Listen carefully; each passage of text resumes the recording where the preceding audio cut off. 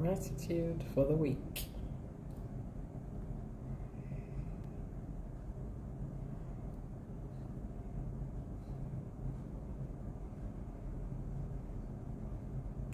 I guess this is a pink week or something. There's a pink week.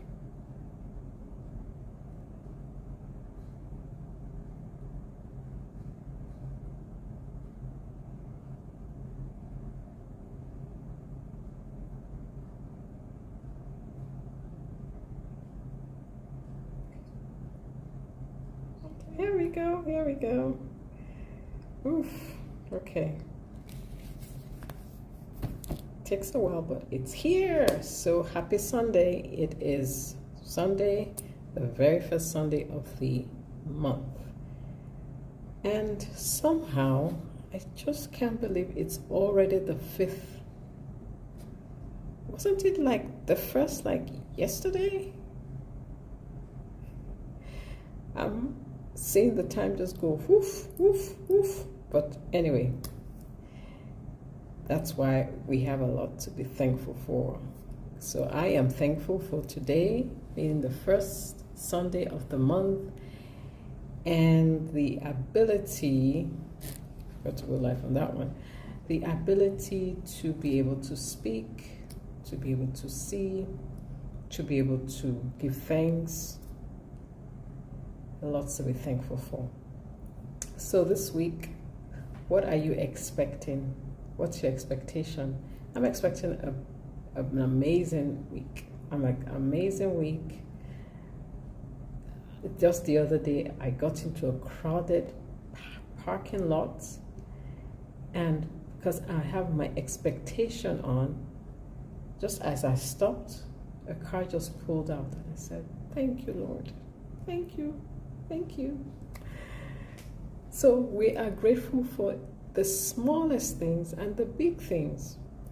Because when we are grateful for the small things, we open the door for the big things to happen. So I'm expectant for great and mighty things to happen this week, and we'll rinse and repeat throughout. So today's lesson is about putting people in their right place. Not in that sense of I'm going to put you in your place, no. But in terms of your team, ensuring that your team members are in their rightful place. There are some tasks that I know I am not good at. For example, I was once working as kind of like an administrative assistant. Not my strength at all. Not my strength. The administrative, you need someone who is very into minutiae details. I can do details, but the minutiae details, keeping track of every single thing, minutes and notes. I'm the secretary of one of my clubs, and let's just say,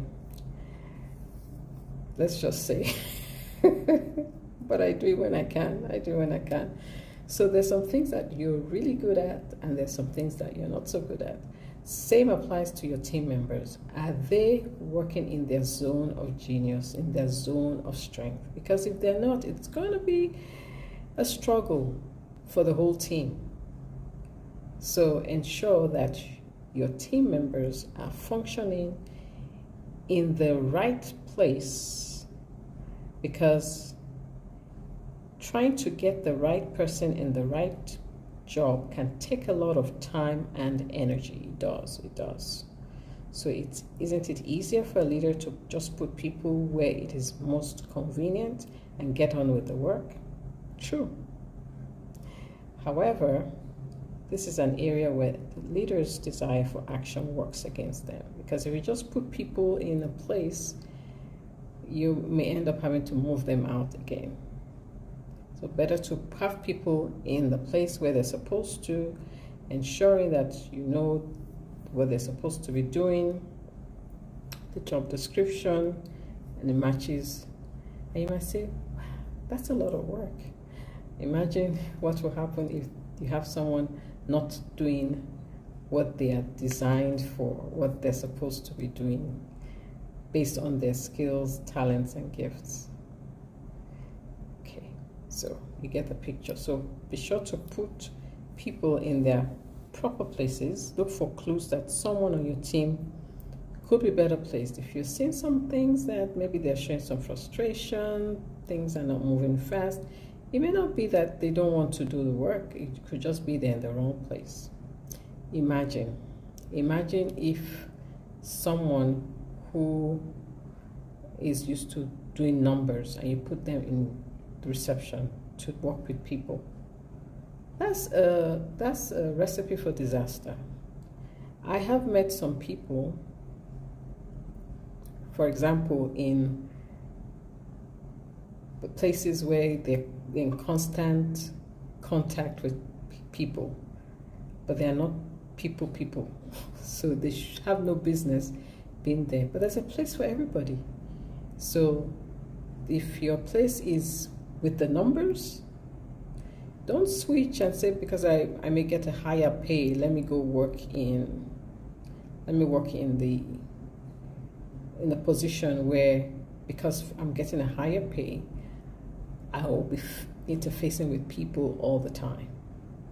Because that's not your strength. That's not your area. Stick with the numbers. You'll be better off for it. And if you are the boss, make sure you're placing people in the right place. So, by the way, I am going to be speaking at the Bahrain Management Society International Leadership Conference. It's all about AI, navigating the future of AI.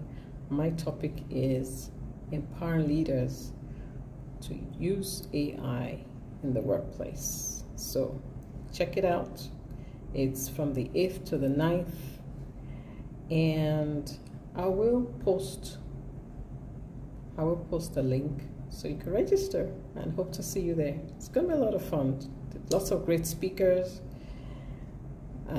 learning all about AI. I'm still learning, but it's so exciting.